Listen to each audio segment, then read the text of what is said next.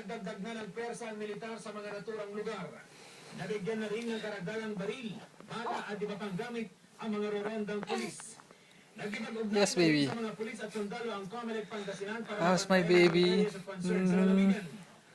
Erickson. Erickson Peter. How are you, Erickson?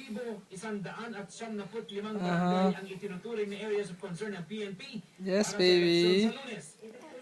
Oh, ang cute-cute naman yung batang yan. Sa Region 7, mahigit 5,000 pulis ang inatasang Napakit ng batang yan. Oo. Ano? ang probinsya ng Cebu. Hindi dahil sa karahasan, dahil sa pinsalang iniwan ng nagdaang linggo. Alam mong kinukunan ka ng video, ah. Gawin ang botohan, tuloy pa rin ang eleksyon.